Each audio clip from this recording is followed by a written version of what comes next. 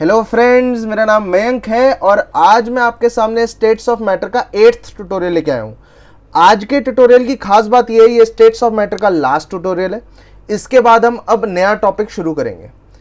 आज के ट्यूटोरियल के टॉपिक्स क्या हैं, आइए देखते हैं।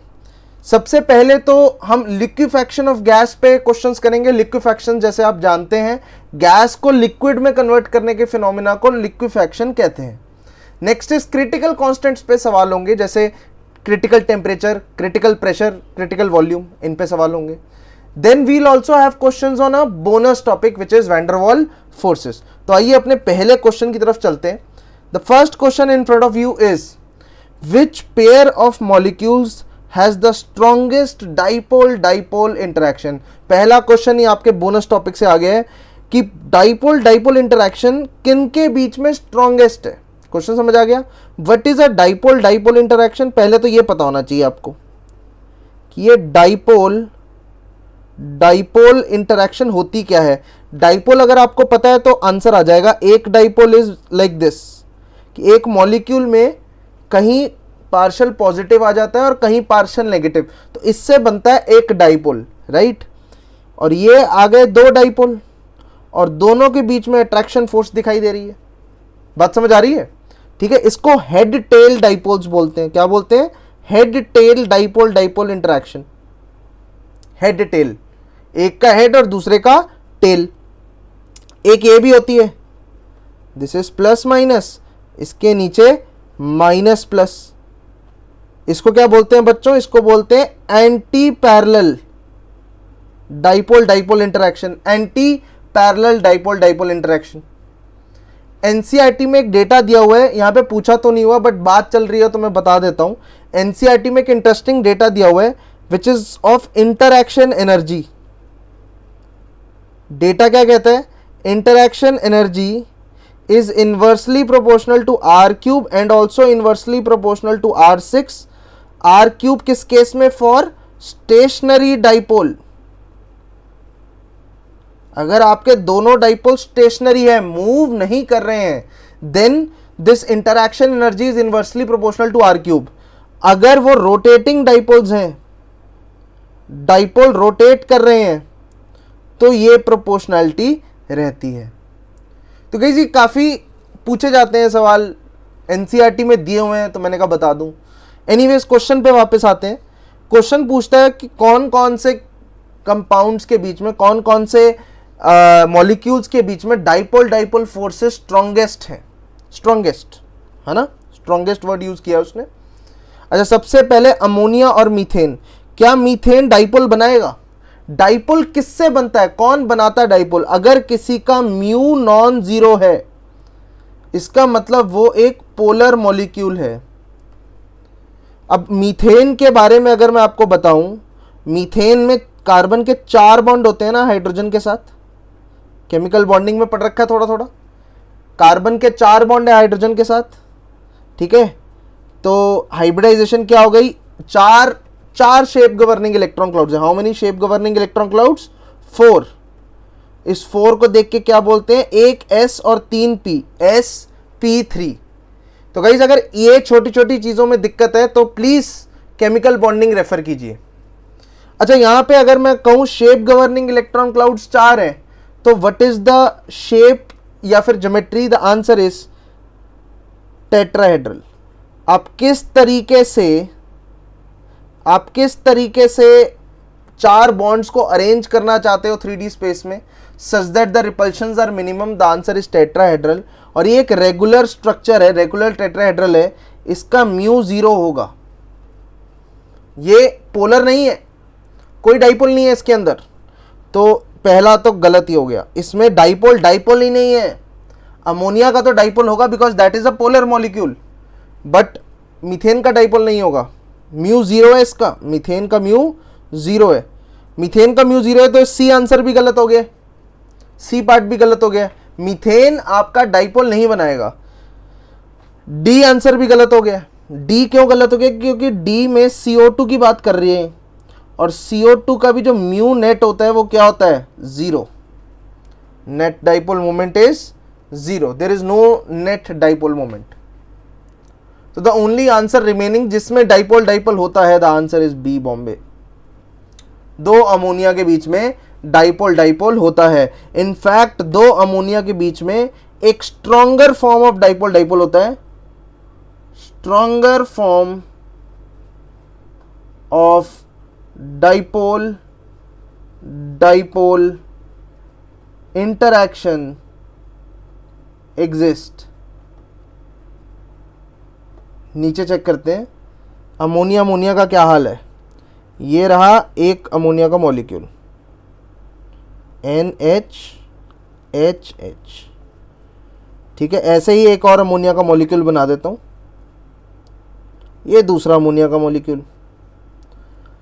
अमोनिया में नाइट्रोजन सेंट्रल एटम है और आसपास हाइड्रोजन है, तो नाइट्रोजन मोर इलेक्ट्रोनेगेटिव, ज्यादा भूखा प्यासा नाइट्रोजन है, तो नाइट्रोजन पे चार्ज आएगा पार्शियल नेगेटिव का, हाइड्रोजन पे चार्ज आएगा पार्शियल पॉजिटिव का। Because nitrogen since it is more electronegative, वो शेयर्ड पेयर ऑफ इलेक्ट्रॉन को अपनी तरफ खींचेगा, तो नाइट्रोजन पे पार्शियल नेगेटिव आ जाएगा, हाइड्रोजन पे पार्शियल पॉजिटिव आ जाएगा। सेम कहानी ऊपर वाले की भी होने वाली है, वो अलग थोड़ी है, उसी का भाई है, ठीक है, हम शक्ल है इनफैक्ट। अब ऊपर का जो H पे पार्शियल पॉजिटिव चार्ज है और नीचे नाइट्रोजन के लोन पेयर जो पार्शियल नेगेटिव चार्ज कैरी कर रहा है, उन दोनों के बीच में एक अट्रैक्शन है, इसको आप हाइड्रोजन बॉन्डिंग बोलते हो। हाइड्रोजन बॉन्डिंग क्या होती है? It is a special case of dipole dipole. Dipole dipole interaction का स्पेशल केस होता है। कौन सा स्पेशल केस होता है? Hydrogen bonding. तो कहीं पे हाइड्रोजन बॉन्डिंग हो रही होती है, जैसे अमोनिया अमोनिया के बीच में हाइड्रोजन बॉन्डिंग है, वो स्पेशल केस है डाइपोल डाइपोल का। It is basically a stronger version of dipole dipole, stronger version of dipole dipole. Dipole dipole attraction का स्ट्रॉन्गर वर्जन होता है हाइड्रोजन बॉन्डिंग। आई होप चीजें समझ आ रही हैं। मैं दोबारा से रिपीट कर देता हूं, ये थोड़ा सा मैंने डाइपोल डाइपोल इंटरैक्शंस को टच किया है, ठीक है। डाइपोल का मतलब होता है एक पॉजिटिव नेगेटिव में कुछ डिस्टेंस अगर हो जाए उसको डाइपोल बोलते हैं। जैसे मैंने ये सर्कल सा बनाया है, दिख रहा है ये वाला सर्कल, ये एक डाइपोल है। ऐसे ही एक डाइपोल है। दो डाइपोल के बीच में जो अट्रैक्शन फोर्सेस हैं उसको बोलते हैं डाइपोल डाइपोल अट्रैक्शन, ठीक है। I hope it is clear, I hope कहानी समझ आ रही है। नेक्स्ट क्वेश्चन की तरफ बढ़ते हैं। नेक्स्ट क्वेश्चन बहुत अमेजिंग क्वेश्चन है, वन ऑफ माय फेवरेट्स, ठीक है। फटाफट डिस्कस करते हैं, बहुत मजा आने वाला है इस क्वेश्चन में, तो बिल्कुल तैयार हो जाइए इस क्वेश्चन को करने के लिए। पहले तो क्वेश्चन पढ़ते हैं। The critical density of gas CO2, CO2 gas की critical density is this at a certain temperature, ठीक है। क्रिटिकल डेंसिटी दे रखी है। डेंसिटी क्या दे रखी है? 0.44 ग्राम्स पर सीसी, राइट। 0.44 ग्राम पर सीसी। क्या पूछा है? आर की वैल्यू पूछी है, आर क्यूब की वैल्यू पूछी है। R is the radius, R cube की वैल्यू पूछी हुई है और क्रिटिकल डेंसिटी दे दी। ऐसा लग रहा है क्या दिया है और क्या पूछा है, समझ ही नहीं आ रहा। सोच के देखो, क्लिक नहीं करेगा, इतनी आसानी से क्लिक नहीं करेगा कि given data is of critical density और पूछ लिया है आर क्यूब की वैल्यू या आर की वैल्यू या आर क्यूब की वैल्यू, कुछ पूछ लिया है और डेटा गिवन है क्रिटिकल डेंसिटी का। आइए जरा फिगर आउट करते हैं। वेरी इंटरेस्टिंग क्वेश्चन, मजेदार है एकदम, है ना, मजा आने वाला है। तो इस क्वेश्चन के अंदर सबसे पहले तो इस डेंसिटी को मैं कैसे सोचता हूं, मैं ऐसे सोचता हूं कि 0.44 ग्राम्स हैं 1 सेंटीमीटर क्यूब में। 0.44 ग्राम्स CO2 है इन 1 cc वॉल्यूम। ये बात सबको समझ आ रही है? डेंसिटी का मतलब यही नहीं होता, डेंसिटी का मतलब यही होता है, density is mass per unit volume. इसको जरा रीड भी ऐसे ही कर सकते हैं कि 0.44 ग्राम सब्सटेंस है 1 cc के अंदर, इन 1 cc, वही लिख दिया है। अच्छा, अगर मैं इसको थोड़ा सा ना इजी करने की कोशिश करूं, 100 से मल्टीप्लाई कर दूं, तो यहां से ये लिखना आसान है, 44 ग्राम्स CO2 इन 100 cc वॉल्यूम। कि 100 सेंटीमीटर क्यूब वॉल्यूम में 44 ग्राम, मैंने कुछ नहीं किया, दोनों को 100 से मल्टीप्लाई कर दिया, ठीक है, दोनों को 100 से मल्टीप्लाई कर दिया। अब नेक्स्ट स्टेप के अंदर मैं इन ग्राम्स को मोल्स में कन्वर्ट कर लूं। 44 ग्राम्स, आपको पता है CO2 का मोलर मास कितना होता है? CO2 का molar mass, carbon is 12, oxygen is 16, तो 16 प्लस 16 32, 32 प्लस 12 44, तो that means 1 mole of CO2 in 100 cc volume. एक मोल CO2 की वॉल्यूम कितनी है? 100 cc। That means critical density, critical conditions पे, ये सारी कहानी कब कब हम मेजर कर रहे हैं? क्रिटिकल कंडीशंस पे, क्योंकि डेंसिटी कौन सी दे रखी है? Critical density. क्रिटिकल डेंसिटी का क्या मतलब है? कि density of gas at critical conditions. Critical conditions का क्या मतलब होता है?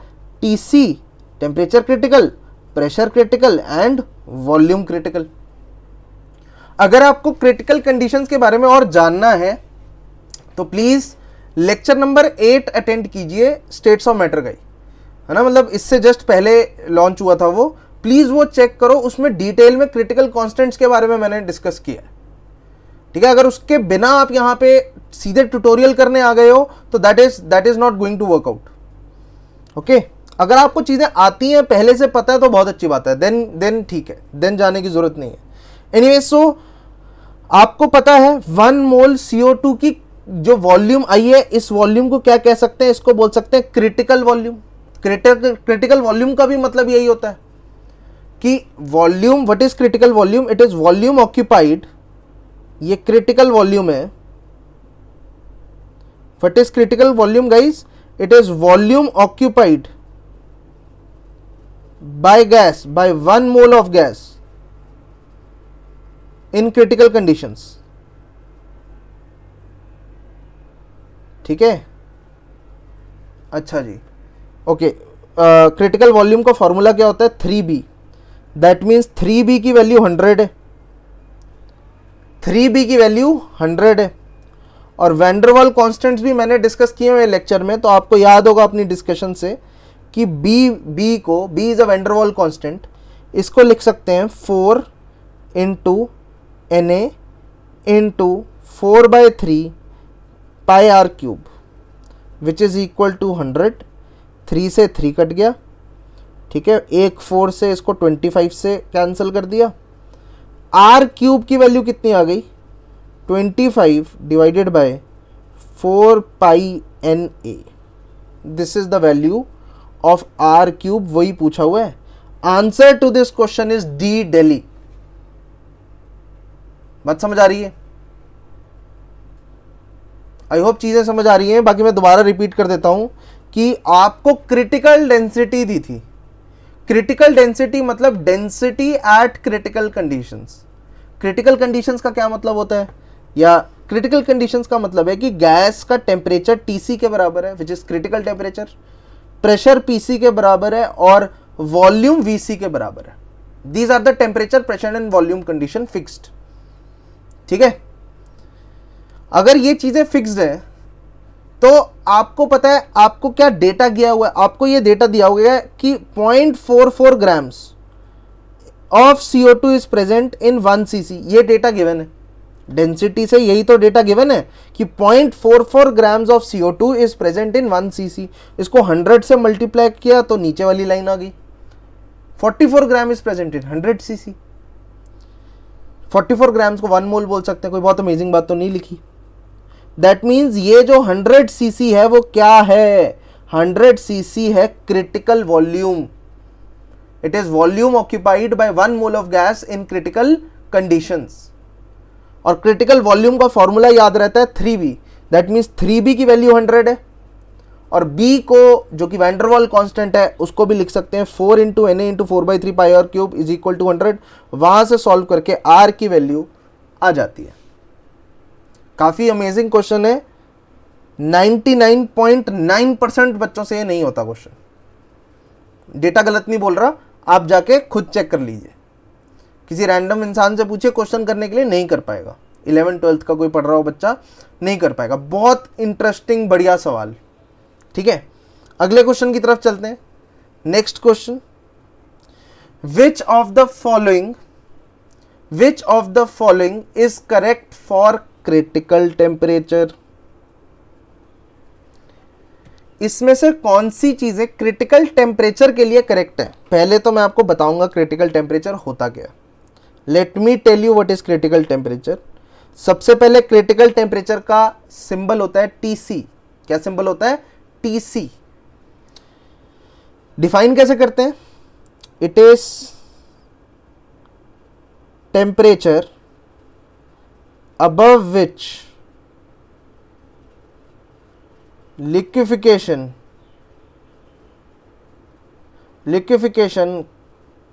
cannot happen. That is, gas cannot be converted into liquid. ये वो टेम्परेचर होता है जिससे ऊपर लिक्विफिकेशन पॉसिबल नहीं होती। ठीक है, मतलब अगर इस टेम्परेचर से ज्यादा ऊपर ले गए तो लिक्विफिकेशन पॉसिबल नहीं होती। अब मैं इसका एक एग्जांपल देता हूं, जैसे कार्बन डाइऑक्साइड है। कार्बन डाइऑक्साइड का जो टीसी होता है it is 30.98 degree Celsius. Class में मैं डेटा बता चुका हूं आपको, अभी वैसे ही बता रहा हूं।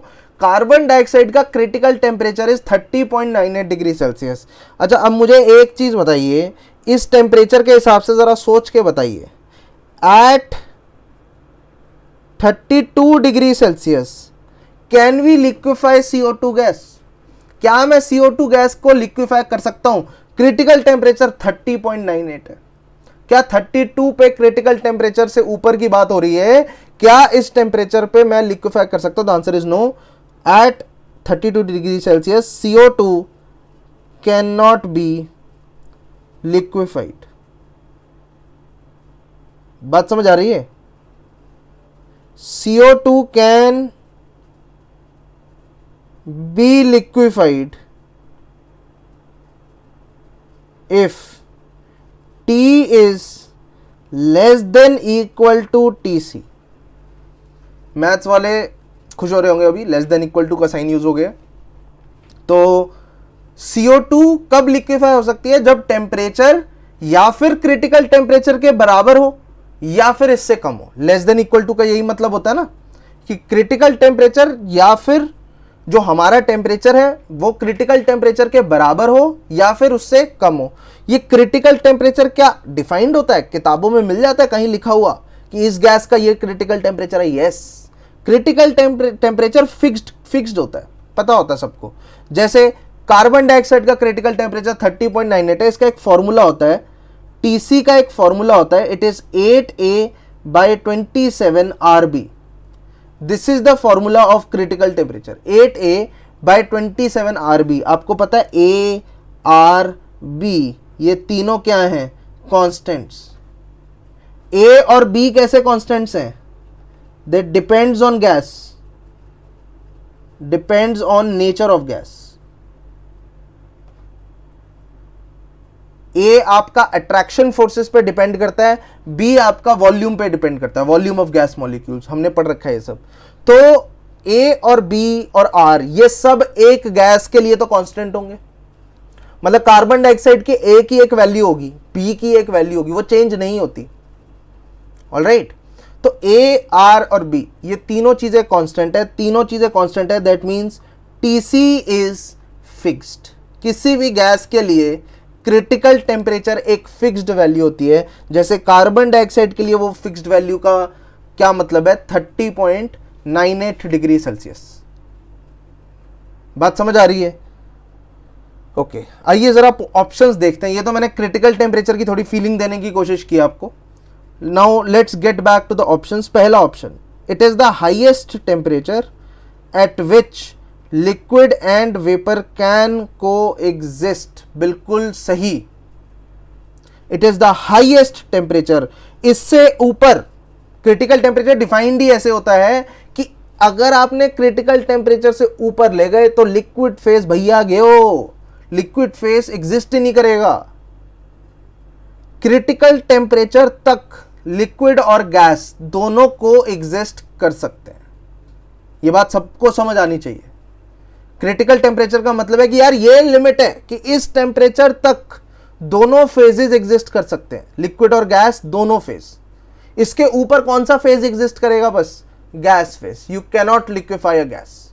अगर गैस का टेम्परेचर क्रिटिकल टेम्परेचर से ऊपर है, you cannot liquefy a gas. Bottom line तो यही है, ठीक है। तो ऑब्वियसली ए स्टेटमेंट तो मुझे करेक्ट ही लग रहा है।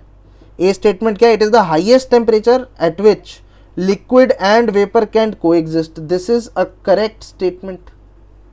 इसके आगे करेक्ट लिख दिया मैंने।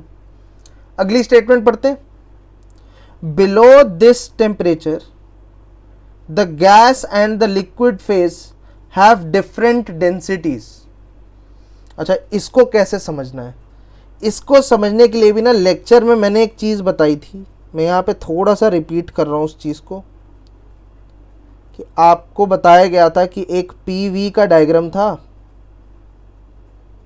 Thomas Andrews was the person, yes, Thomas Andrews was the person जिसने कार्बन डाइऑक्साइड का डेटा लिया और यहां पे प्लॉट किया, आइसोथर्म्स प्लॉट किए। उसने बोला कि अगर मैं प्रेशर बढ़ाता हूं, मैं यहां पे हूं, मेरा पॉइंट देखो जरा, मैंने ग्रीन कलर से पॉइंट बनाया, उसको फॉलो करेंगे। मेरा अभी इस पॉइंट पे गैस है, ठीक है, इस पॉइंट में इसको पॉइंट ए बोल दो। यहां पे पॉइंट ए पे CO2 किस फॉर्म में है बच्चों? CO2 गैस फॉर्म में। अब मैंने प्रेशर इंक्रीज किया तो ऑब्वियसली वॉल्यूम कम होगी। ये एरो समझ आ रहा है? ये पॉइंट बी आ गया। अभी भी बी क्या है? CO2 gas. ए से बी क्या हुआ बच्चों? ए से बी क्या हुआ? Compression of gas. ये सिंपल कंप्रेशन ऑफ गैस हुआ है, अभी लिक्विफिकेशन नहीं हुआ है। एट पॉइंट बी गैस के मॉलिक्यूल्स बहुत पास आ चुके हैं। क्यों? क्योंकि आप कंप्रेस कर रहे हो, प्रेशर लगा रहे हो, तो गैस के मॉलिक्यूल्स पास आ गए। पास आ गए तो ऑब्वियसली लिक्विड के फॉर्म में कन्वर्ट होने की फीलिंग आ गई, क्योंकि लिक्विड में मॉलिक्यूल्स पास पास होते हैं, गैस में मॉलिक्यूल्स दूर दूर होते हैं। तो गैस के मॉलिक्यूल्स पास पास आ गए। पास पास आने का मतलब है कि अब अचानक से स्टेट चेंज होगी। व्हाट इज सी बच्चों? सी इज CO2 लिक्विड। बी से सी क्या हुई? State change. बी से सी क्या हुई बच्चों? स्टेट चेंज हुई। बी पे गैस थी और सी पे लिक्विड बन गई, स्टेट चेंज। आपने प्रेशर बढ़ाया तो स्टेट चेंज हो गई, ठीक है। और फिर सी पे क्या चीज एग्जिस्ट करती है? CO2 liquid. अगर आपने अब प्रेशर बढ़ाया तो there will be compression of liquid. D पे भी CO2 लिक्विड है एंड C2D का मतलब क्या है? कंप्रेशन ऑफ लिक्विड, जो कि इतने अच्छे से नहीं होता। तभी तो आप देखोगे प्रेशर बढ़ा रहे हो बट वॉल्यूम में चेंज नहीं आ रहा। वाई कोऑर्डिनेट में C और D, कैलकाटा दिल्ली, CD के वाई कोऑर्डिनेट में डिफरेंस है बट X में डिफरेंस नहीं है। बात समझ आ रही है गाइस? इसको लिक्विफिकेशन बोलते हैं। ये एक लिक्विफिकेशन कर्व है। A से B यहां पे गैस एग्जिस्ट करती है, C से D यहां पे लिक्विड एग्जिस्ट करता है, और B C बॉम्बे कैलकाटा के बीच में क्या चीजें हैं भाई? इसमें लिक्विड और गैस एक दूसरे के इक्विलिब्रियम में होती हैं। लिक्विड और गैस साइमल्टेनियसली एग्जिस्ट करती हैं B और C के बीच में। बात समझ आ रही है? ये हॉरिजॉन्टल लाइन जो दिखाई दे रही है, यहां पे लिक्विड गैस साइमल्टेनियसली एग्जिस्ट करती है। I hope it is okay, समझ आ रहा है? अच्छा गाइज, ऐसा ऑब्जर्व किया गया कि ऐसा एक ना पहाड़ टाइप एग्जिस्ट करता है, एक ये हाइपोथेटिकल टाइप से। अगर मैं टेम्परेचर बढ़ाऊं तो ये ग्राफ ऊपर की तरफ शिफ्ट होता है। मतलब अगर फॉर एग्जांपल ये कार्बन डाइऑक्साइड का है, ये टेम्परेचर 20 डिग्री सेल्सियस पे है, 25 डिग्री सेल्सियस में ग्राफ इसके जस्ट ऊपर आएगा इस तरीके से। ये क्या होगा? 25 डिग्री सेल्सियस। ऐसे करते करते जब क्रिटिकल टेम्परेचर आप रीच करते हो क्रिटिकल टेम्परेचर आप रीच करते हो तो जो ग्राफ होता है वो इस पहाड़ के टेंजेंट होता है, लाइक दिस। ये बात समझ आ रही है? ये जो ऊपर टेंजेंट ग्राफ दिखाई दे रहा है ये क्रिटिकल टेम्परेचर पे है, विच इज 30.98 डिग्री सेल्सियस। अगर CO2 की बात चल रही है तो CO2 का डेटा मुझे याद है इसलिए बना देता हूं मैं CO2 के लिए फटाफट।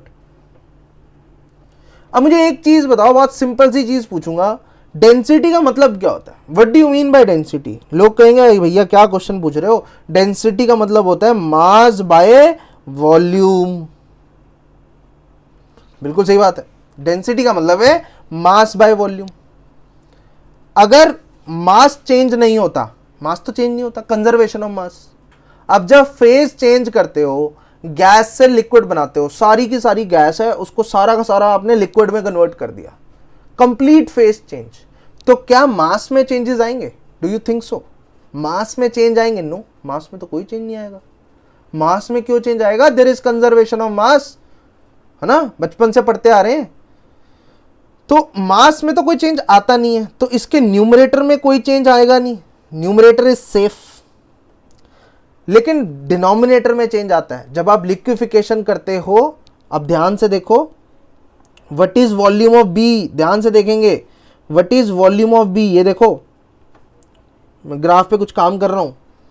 व्हाट इज वॉल्यूम ऑफ सी, ये देख रहे हो?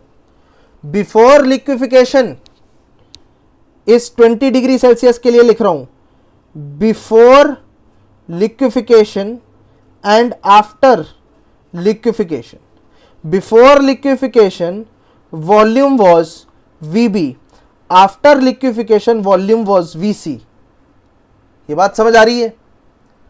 मैं 20 डिग्री सेल्सियस की बात कर रहा हूं, ये हरे वाले ग्राफ की। ये जो ग्रीन कलर से जो ग्राफ बनाया ना, ये नीचे वाला, ये है 20 डिग्री सेल्सियस पे, ठीक है? ये 20 डिग्री सेल्सियस पे है। तो before liquefaction, just before liquefaction, point B की बात हो रही है, बी बॉम्बे, वॉल्यूम VB के बराबर है। आपने प्रेशर बढ़ाया, लिक्विफिकेशन हो गई, तो वॉल्यूम VC के बराबर है। तो वॉल्यूम का डिफरेंस है, वॉल्यूम का डिफरेंस होगा तो डेंसिटी का डिफरेंस होगा। मास सेम है, दोनों के मास सेम है, दोनों की वॉल्यूम डिफरेंट है। ये चीज समझ आ रही है? वॉल्यूम अगर लिक्विफिकेशन में चेंज होगी तो ऑब्वियसली डेंसिटी चेंज होगी। बट माय फ्रेंड्स, आप जरा क्रिटिकल वाले केस की बात करिए, जो ऊपर टेंजेंट वाला ग्राफ दिखाई दे रहा है ना, उसकी बात करिए। यहां पे बिफोर लिक्विफिकेशन और आफ्टर लिक्विफिकेशन एक ही पॉइंट है, दोनों पॉइंट कोइंसाइड कर चुके हैं। बिफोर लिक्विफिकेशन और आफ्टर लिक्विफिकेशन कोइंसाइड कर चुके हैं दोनों पॉइंट्स, तो दोनों के कॉरस्पॉन्डिंग वॉल्यूम सेम आ रही है। इस पॉइंट को मैं ऐसे ही C डैश बोल देता हूं, तो ये है VC dash. That means gas की और लिक्विड की, कहां है गैस, कहां है गैस? जरा देखेंगे, ये वाला पार्ट गैस है गाइस, नीचे वाला टच होने से जो पहले वाला पार्ट है वो गैस है, और टच होने के बाद वाला पार्ट, दैट मीन्स ये ऊपर वाला पार्ट, ये क्या बच्चों? Obviously liquid. C dash point पे लिक्विफिकेशन हो रही है। C डैश पॉइंट से पहले गैस है, राइट साइड गैस है और लेफ्ट साइड लिक्विड है। आप फ्लो ऐसे समझिए, बात ठीक है? C डैश पे लिक्विफिकेशन हो रही है, C डैश से जस्ट पहले और C डैश के जस्ट बाद की वॉल्यूम की बात की जाए, वो ऑलमोस्ट सेम ही पॉइंट पड़ता है, जस्ट पहले जस्ट बाद, दोनों की वैल्यू सेम है, दैट इज VC डैश। अगर वॉल्यूम सेम होती है और मास सेम होता है तो डेंसिटी सेम होती है। इसमें कोई इशू नहीं होना चाहिए। If volume is same and mass is same then density is also same. तो जरा अपने क्वेश्चन की तरफ घूर के देखिए, पहला तो करेक्ट था, दूसरा statement, below critical temperature density are different, at critical temperature densities are same. ये मैं अपनी स्टेटमेंट ऐड कर रहा हूं, ये ठीक है ना स्टेटमेंट? क्रिटिकल टेम्परेचर पे density of gas and density of liquid is same, मतलब just before liquefaction and just after liquefaction. But अगर क्रिटिकल टेम्परेचर से कोई कम टेम्परेचर ले लिया जाए, मतलब जैसे 20 डिग्री सेल्सियस लिया जाए तो वहां पे density of liquid and density of gas different होगी। आप देख सकते हैं बी पॉइंट पे, बी बॉम्बे पॉइंट पे गैस है, सी कैलकाटा पॉइंट पे लिक्विड है। दोनों की वॉल्यूम डिफरेंट है तो दोनों की डेंसिटी डिफरेंट होंगी। बट क्रिटिकल वाले केस में दोनों पॉइंट्स एक दूसरे को ऐसे पहाड़ चढ़ते चढ़ते चढ़ते एक दूसरे से मिल जाते हैं। दोनों पॉइंट ऊपर चोटी पे जाके मिल जाते हैं, दोनों के कॉरस्पॉन्डिंग सेम वैल्यू आती है वॉल्यूम की। ठीक है, तो आई होप चीजें समझ आ रही हैं। Option number B, below critical temperature gas and liquid have different densities, this is also correct. Critical temperature से कम की बात करते हो, temperatures which are less than critical temperature, that means you are talking about 20 degree Celsius for example, यहां पे कहानी different है। अगला, at critical temperature gas and liquid phase have different densities, this is false statement। बात समझ आ रही है? the answer is A and B। is this thing okay? A और B आंसर होना चाहिए, C कोई आंसर नहीं है। क्रिटिकल टेम्परेचर पे just before liquefaction and just after liquefaction दोनों की डेंसिटीज एक जैसी होती हैं। बिल्कुल ठीक है।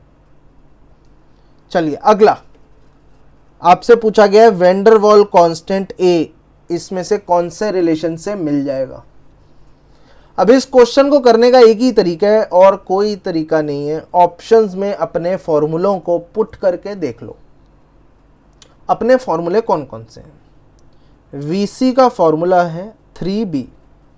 फॉर्मूले बता रहा हूं, Vc का फॉर्मूला है विच इज क्रिटिकल वॉल्यूम, इसका फॉर्मूला है 3B, हम यूज कर चुके हैं आज। Pc का फॉर्मूला है A upon 27B²। This is the formula of critical pressure. Critical temperature का फॉर्मूला है 8A upon 27RB। 8A upon 27RB। ये तीन फॉर्मूले आपके एकदम रेडी होने चाहिए इस क्वेश्चन को करने के लिए। फिर आपको एक एक ऑप्शन में घुसना पड़ेगा। जैसे ए ऑप्शन में घुसो, Vc/3 की वैल्यू कितनी होती है? Vc का मतलब है 3B, 3B/3, इसका आंसर B है। लेकिन उसने ये तो पूछा ही नहीं, उसने पूछा A, van der Waal constant A should be the answer not B, तो ये रॉन्ग है। B option, B Bombay, 3PC into Vc²। कुछ नहीं करना, आपको फॉर्मूले पुट करने हैं बस। PC की वैल्यू कितनी है? A/27B² और Vc² की वैल्यू कितनी है? 9B²। सीधे सीधे ही लिख दिया मैंने। इसमें से B² कैंसिल, 3 9 27 27 कैंसिल। खुशी की बात है, आंसर आ गया है ए मतलब बी बॉम्बे जो ऑप्शन है उसको सॉल्व करके वैन डर वाल कांस्टेंट ए आ जाता है। तो वही उसने पूछा है, इनमें से किसकी वैल्यू ए के बराबर है। सी कैलकाटा है ना, सी ऑप्शन देख रहे हैं, RTC/8PC। अच्छा, आर की वैल्यू आर ही रहेगी, टीसी की वैल्यू कितनी है? 8A/27RB, this is the value of TC. PC की वैल्यू कितनी है? A/27B²। बात समझ आ रही है? अब ये किस में कन्वर्ट हो जाता है? 8A से 8A कैंसिल, 27 से 27 कैंसिल, 1B से 1B कैंसिल, 1B ऊपर चढ़ गया, R से R कैंसिल, तो ये बेसिकली B आ जाती है। ये भी गलत, उसने A पूछा है, B नहीं पूछा। Answer should be A। Van der Waal constant A की वैल्यू कहां से आती है ये पूछा है। ये D वाली ऑप्शन कवर करते हैं। D में क्या लिखा हुआ है? 27R² TC²/PC। 27R² TC²/PC incomplete लिखा है, कुछ और भी था ऊपर। R² TC²/PC, नीचे 64 भी है। गाइस फटाफट अपने फॉर्मूले पुट करो यहाँ पे। 27 न्यूमरेटर में है, R² न्यूमरेटर में है, TC की वैल्यू होती है 8A²। 8A का स्क्वायर कितना हो गया? 8 × 8 × A², okay, divided by 27 × 27 into R square into B square. ये मैंने टीसी स्क्वायर की वैल्यू लिखी है। अब मैं पीसी की वैल्यू लिखूंगा। व्हाट इज पीसी की वैल्यू बच्चों? पीसी की वैल्यू है a upon 27 B square. This is the value of PC. सारी वैल्यूज डाल चुका हूं मैं। आइए चेक करते हैं। 27 कटा, दूसरा 27 कटा, ठीक है। 8 8 जा 64, एक नीचे 64 भी था पहले से, मैंने लिखना भूल गया। तो 8 8 जा 64, वो 64 से कट गया। आर स्क्वायर से आर स्क्वायर कट गया, अरे कुछ बच ही नहीं रहा। बी स्क्वायर से बी स्क्वायर कट गया, कमाल हो गई। ए से ए कट गया। आंसर इसका सब कुछ कट कटा के ए आ गया। अमेजिंग आंसर है, डी भी आंसर है। तो इसका जो आंसर है बच्चों, it is B as well as D, Bombay Delhi. अब मैं आपको वही बात बार बार बता रहा हूं कि आपको पीसी, वीसी और टीसी के फॉर्मूले पता होंगे तो सीधे फॉर्मूला एप्लीकेशन से आंसर आ जाएगा। नेक्स्ट क्वेश्चन की तरफ चलते हैं। अब ये क्वेश्चन आपको ए और बी की वैल्यूज दे रहा है। There are multiple gases W, X, Y, Z। There are 4 gases. आपके पास 4 गैस है। चारों के A की वैल्यूज दी गई है आपको। चारों गैसेस के A की वैल्यूज पता है, चारों गैसेस के B की वैल्यूज पता है। A और B दोनों की वैल्यूज पता है, और आपको बस ये बताना है इसमें से किस गैस का हाईएस्ट क्रिटिकल टेम्परेचर है। ओके, आपको पता है क्रिटिकल टेम्परेचर की डेफिनेशन, फॉर्मूला क्या होता है? क्रिटिकल टेम्परेचर का फॉर्मूला होता है 8A बाई 27RB। कोई भी गैस हो उसके लिए R की वैल्यू सेम रहेगी, बिल्कुल सेम रहेगी। सिर्फ गैस की कौन सी वैल्यू चेंज होती है, A और B की। तो larger the value of A by B, larger the value of A by B, A by B की जितनी बड़ी वैल्यू होगी, larger the value of TC, critical temperature भी उसी का ज्यादा होगा।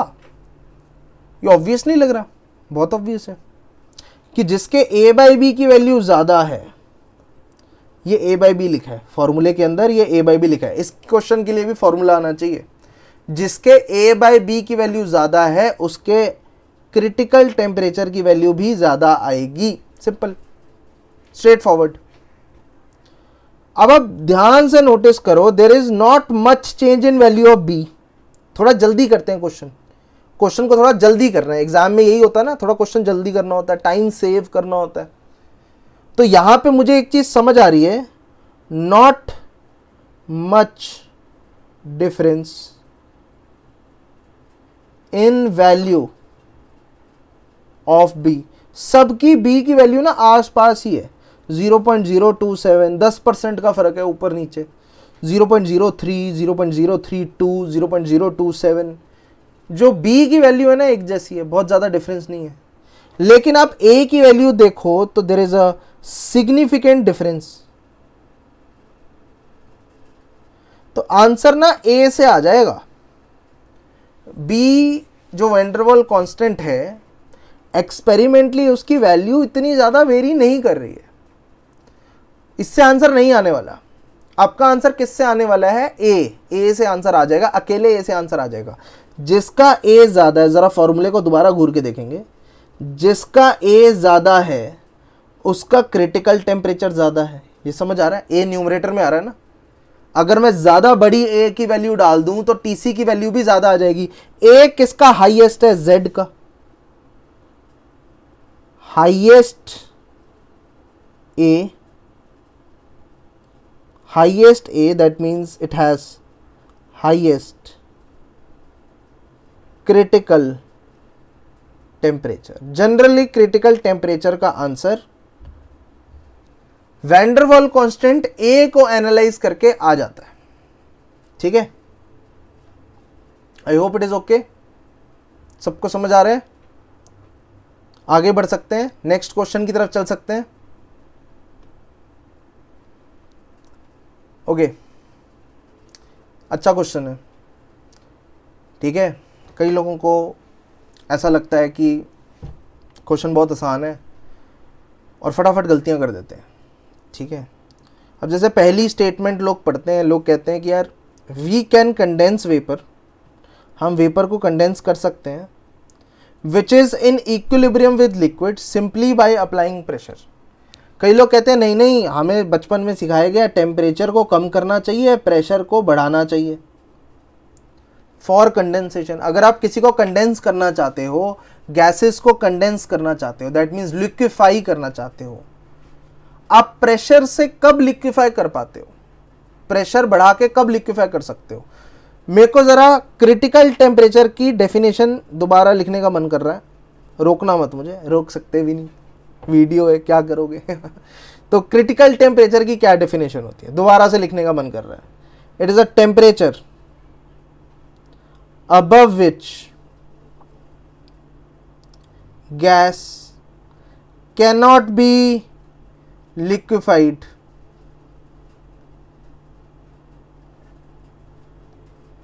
no matter how high pressure you apply। यार ये ऐसा टेम्परेचर होता है, क्रिटिकल टेम्परेचर एक ऐसा जादुई टेम्परेचर है जिसके ऊपर गैस लिक्विफाई हो ही नहीं सकती, जिसके ऊपर गैस लिक्विड में कन्वर्ट कर ही नहीं सकती। अगर गैस क्रिटिकल टेम्परेचर से कम है, if gas is below critical temperature then we can liquefy a gas just by increasing pressure। ये बात सबको समझ आ रही होगी। देखो दो चीजें हैं कि आपका गैस का जो टेम्परेचर है वो क्रिटिकल टेम्परेचर से ऊपर है या नीचे है।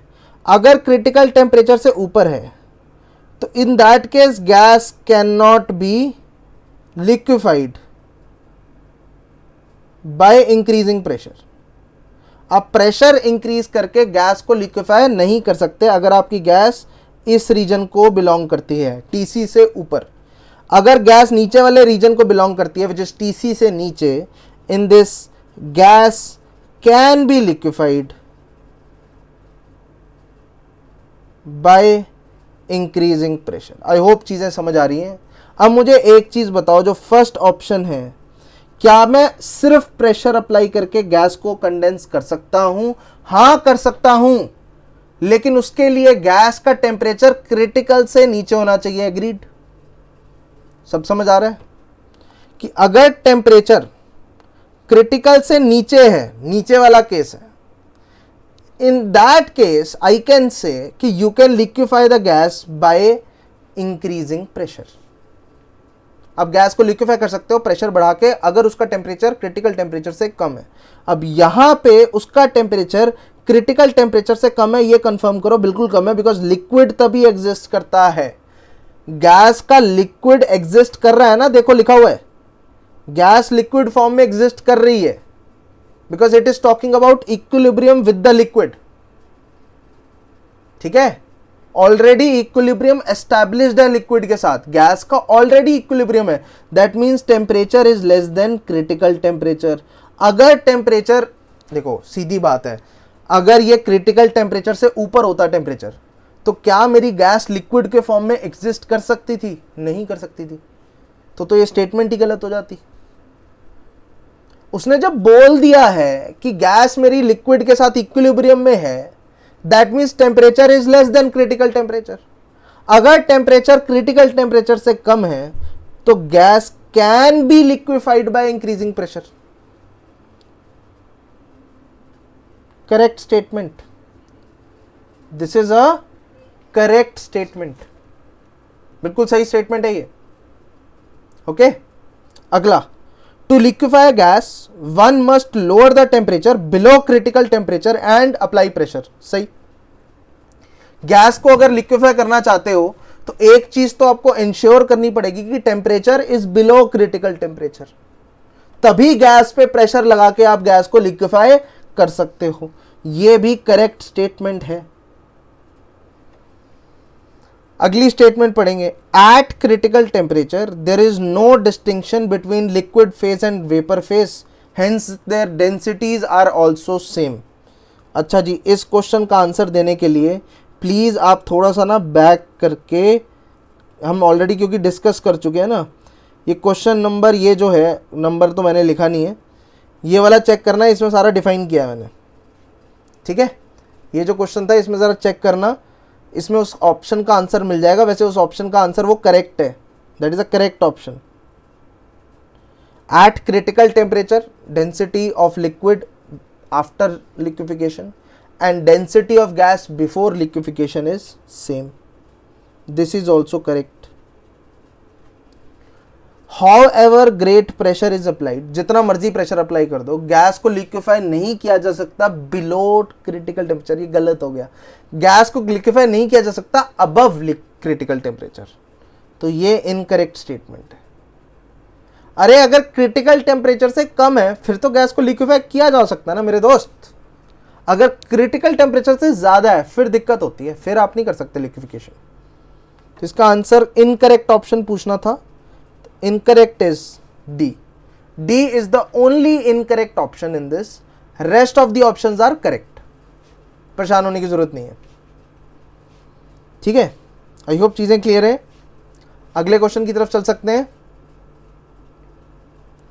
For real gases, the PV curves was experimentally plotted।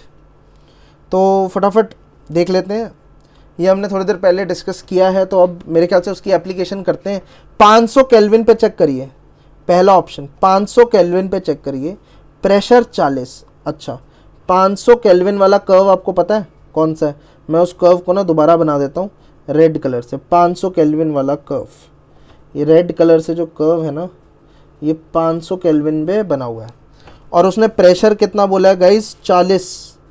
40 का मतलब कहाँ प्रेशर कहाँ आएगा? ग्राफ में चेक करें, 20 और 30, यहाँ कहीं आएगा 40। 40 का प्रेशर है, ये ब्लू कलर से मार्क कर रहा हूँ, चेक करो। 40 के प्रेशर पे क्या एग्जिस्ट करेगा? यहाँ पे क्या होता है बच्चों? गैस। ये तो गलत हो गया, बात समझ आ रही है? 40 के प्रेशर पे क्या वैल्यू आ रही है? गैस की। लिक्विड कब एग्जिस्ट करेगा? 50 से ऊपर। अब चेक करो, 50 से ऊपर लिक्विड एग्जिस्ट कर सकता है, प्योर लिक्विड। चलिए अगला, एट टेम्परेचर 300 केल्विन। अब 300 केल्विन वाला केस पकड़ा और प्रेशर 50। 300 केल्विन वाला केस कौन सा है? मैं ब्लू से ड्रॉ कर रहा हूं, दिख रहा है? ये जो केस है जो ब्लू से ड्रॉ किया है, ये 300 केल्विन का केस है। थोड़ा ढंग से दिख नहीं रहा, ठीक है। ये 300 केल्विन का केस है। 300 केल्विन पे कुछ ऐसा ग्राफ आ रहा है। तो आपको पूछा गया 300 केल्विन और टेम्परेचर 50। 50 देखो जरा, ये ब्लैक से कट करूंगा, ये कौन सी स्टेट है? वर्टिकल लाइन पे कौन सी स्टेट आती है? The answer is liquid. But उसने तो गैस बोल दी, फिर से गलत। अगर आप 300 केल्विन वाला केस लेते हो तो 50 एटमॉस्फेयर पे लिक्विड एग्जिस्ट करता है, आप चेक कर सकते हो जस्ट बाय प्लॉटिंग। यहां तक ठीक है? यहां तक सबको क्लियर है? किसी को कोई दिक्कत नहीं है? चलिए, टेम्परेचर लेस देन 300 केल्विन पे, अच्छा एक हाइपोथेटिकल ग्राफ बनाते हैं। टेम्परेचर लेस देन 300 केल्विन, 300 से नीचे की तरफ जाना है हमें। ग्राफ कुछ ऐसा बनेगा, ये ग्रीन वाला देखो जरा, this is temperature less than 300 kelvin, ऐसे। ये समझ आ रहा है? ग्रीन कलर से जो बनाया है, it is temperature less than 300 kelvin. और प्रेशर कितना रखने के लिए बोला है? 20 से ज़्यादा।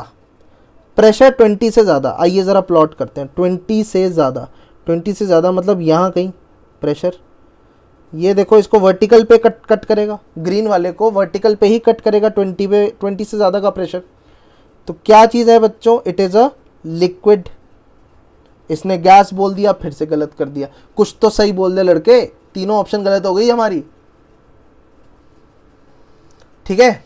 लास्ट ऑप्शन, एट 300 और 500 के बीच में अगर टेम्परेचर ले लिया, 300 एंड 500 के बीच में जो टेम्परेचर ले लिया, फिर से एक ग्राफ बनाना पड़ेगा, ग्रीन कलर में ही बना देता हूँ, 300 और 500 के बीच में, ठीक है। ये देखो तो बीच का एक ग्राफ है, देखो ज़रा, ठीक है। मैं एक काम करता हूँ, पिछले वाला, जस्ट अ सेकेंड, बहुत ही पीछे चले गए हम।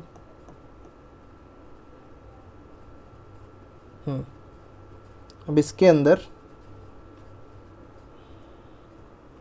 मैं एक नया ग्राफ बना रहा हूँ जो कि 300 और 500 के बीच में है ना। नया ब्लैक वाला अगर आप देखोगे,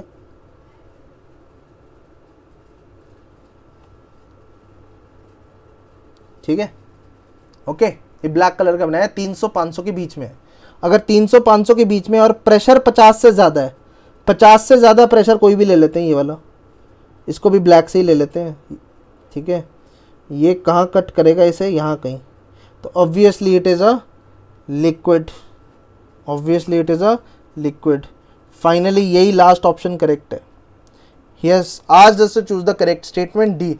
सिर्फ ग्राफ बना बना के क्वेश्चन हो गया, एक्स्ट्रापोलेशन कर करके क्वेश्चन हो गया। बात समझ आ रही है? आसान है, क्लियर है? बस इसमें एक चीज आपको समझ आनी चाहिए, जितना टेम्परेचर हाई होगा उतना ग्राफ ऊपर होगा, जितना टेम्परेचर लो होगा उतना ग्राफ नीचे होगा। इतनी फीलिंग अगर स्ट्रांग है देन ये क्वेश्चन बहुत ही आसान है। ओके, चलिए अगले क्वेश्चन की तरफ चलते हुए, guys, which of the following statements is true? इनमें से कौन सी स्टेटमेंट सत्य वचन है? Slope of the isotherm eight critical point is minimum. क्या ये करेक्ट है? आपको बता देता हूँ आइसोथर्म कैसे बनता था। पीवी में ऐसा एक पहाड़ था, जो क्रिटिकल टेम्परेचर का आइसोथर्म है वो ऐसे बनता था, समथिंग लाइक दिस, ठीक है।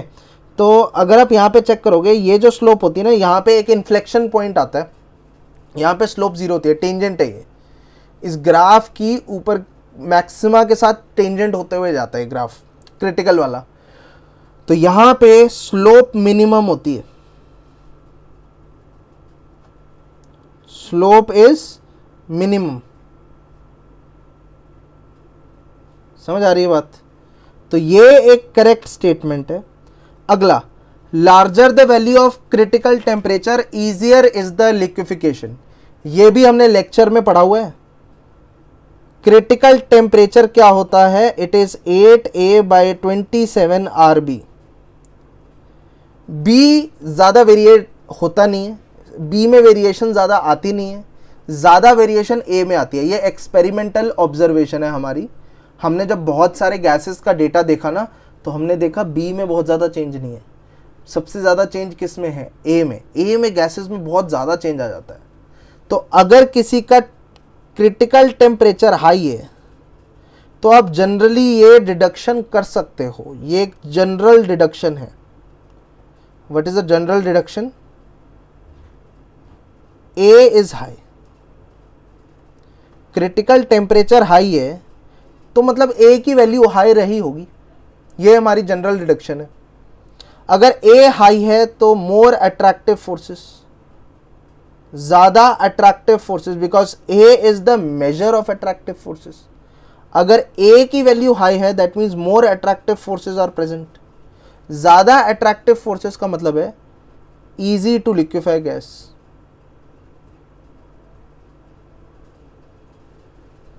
अगर गैस के अंदर ज्यादा अट्रैक्टिव फोर्सेस हैं, दो मॉलिक्यूल्स एक दूसरे को ज्यादा स्ट्रांगली अट्रैक्ट करते हैं गैस के अंदर, तो it is easier to liquefy those gases, right? Because the attraction forces are very very high. Attraction forces अगर पार्टिकल के बीच में ज्यादा है तो उस गैस को लिक्विफाई करना हमारे लिए एक आसान बात होगी, डिफिकल्ट नहीं, आसान बात होगी। तो मेरे ख्याल से ए और बी दोनों सही हैं, मतलब फर्स्ट और सेकंड स्टेटमेंट दोनों ही करेक्ट नजर आ रही हैं। ये भी करेक्ट है, ये भी करेक्ट है। थर्ड वाली, van der Waals equation of state is applicable below critical temperature at all pressure, the answer is no. Van der Waals equation is not valid for liquid. Critical temperature के नीचे की अगर बात करते हैं तो कहानी ऐसे होती है, अभी हम सीख रहे थे, कहानी कुछ ऐसी होती है, याद है? तो क्रिटिकल टेम्परेचर के नीचे ये कहानी भी होती है। यहां पे वी हैव गैस, यहां पे we have gas plus liquid, ये फेज चेंज वाली बात आ रही है, और यहां पे वी हैव लिक्विड। तो वैन डर वाल इक्वेशन तो सिर्फ गैसेस पे प्रेजेंट है ना, गैसेस पे एप्लीकेबल है। Are you getting the point? तो गैसेस पे ही एप्लीकेबल है, लिक्विड पे तो एप्लीकेबल है ही नहीं। ओके तो ये तो इनकरेक्ट हो गया। तो only 1 and 2, that means the answer is B, correct option identify करना था। Alright, is this thing clear guys? ये नेक्स्ट क्वेश्चन है, match the column. It should be pretty easy for you. सबसे पहले तो ये पूछा हुआ है, substance that can exist both in liquid and gas state. Substance जो लिक्विड और गैस दोनों स्टेट में एग्जिस्ट करता है, और आपको ऑप्शन दिए हुए हैं कॉलम 2 के अंदर, पार्ट्स दिए हुए हैं। ठीक है, जैसे at A B part, A B part समझ आ रहा है, ए और बी आइडेंटिफाई करो ग्राफ के अंदर। तो जैसे मैं आपसे पूछूं ए और बी के बीच में कौन सी चीज एग्जिस्ट करती है, the answer is gas. B और डी के बीच में कौन सी चीज एग्जिस्ट करती है, द आंसर इज, बी और डी के बीच में लिक्विड और गैस दोनों एग्जिस्ट करती हैं। और डी और ई के बीच में कौन सी एग्जिस्ट करती है, सिर्फ लिक्विड। बात समझ आ रही है? यहां पे एग्जिस्ट करती है गैस, यहां पे एग्जिस्ट करता है लिक्विड, यहां पे गैस प्लस लिक्विड। सिमिलरली अगर मैं क्रिटिकल कंडीशंस में चेक करूं, क्रिटिकल कंडीशन पे जो रेड वाला पॉइंट है, रेड वाले पॉइंट पे क्या एग्जिस्ट करता है बच्चों, रेड वाले पॉइंट पे क्रिटिकल कंडीशन पे डॉट, उसी पॉइंट पे लिक्विड और गैस दोनों एग्जिस्ट करते हैं। उससे पहले क्या एग्जिस्ट करता है, गैस। उसके बाद में क्या एग्जिस्ट करता है, लिक्विड। और उसके ऊपर जो कर्व है हमेशा क्या एग्जिस्ट करता है, गैस। बात समझ आ रही है? उसके ऊपर वाला जो कर्व है, कलर चेंज कर देते हैं, यहाँ पे हमेशा क्या एग्जिस्ट करता है, गैस। बिकॉज ये कभी उस डोम जैसी चीज को कट करके ही नहीं निकली, क्रिटिकल कंडीशंस के ऊपर वाला कर्व है वो। बात समझ आ रही है? T2 आपका क्रिटिकल टेम्परेचर है, T1 आपका लेस देन क्रिटिकल टेम्परेचर है, और T2 आपका क्रिटिकल टेम्परेचर से ज़्यादा है। ये सब चीज़ें हम सीख चुके हैं, ये चीज़ें आपको समझ आनी चाहिए जितना मैंने अभी तक आपको बोला। तो अगर कोई पूछता है आपसे ऑप्शन ए का आंसर क्या है, the answer is Q and S। Liquid and gas कहाँ कहाँ एग्जिस्ट करती है, एक तो बी डी के बीच में, और एक पॉइंट C पे, दोनों पे। अगला क्वेश्चन, ओनली लिक्विड स्टेट कब एग्जिस्ट करती है, ओनली लिक्विड स्टेट कब एग्जिस्ट करती है, तो आंसर इज ED। बात समझ आ रही है? ED, और कोई ऑप्शन में है ही नहीं, ED है ऑप्शन में, तो आंसर इज R। ठीक है, next, substance exist in gas state only. Substance जो गैस स्टेट में सिर्फ एग्जिस्ट करता है, तो उसका आंसर क्या है, एक तो AB होना चाहिए, AB में गैस है, AB मतलब P, और गैस आपको कहाँ दिख रही है, और गैस आपको कहाँ दिख रही है, GF में, दैट मीन्स P और T। अगला, real gas is called super critical fluid, real gas is called as super critical fluid, the answer is T, which is GF curve, because at this temperature real gas cannot be liquefied, it is called as supercritical fluid, तो उसका answer T है। ठीक है, तो ये काफ़ी interesting सा match the column है।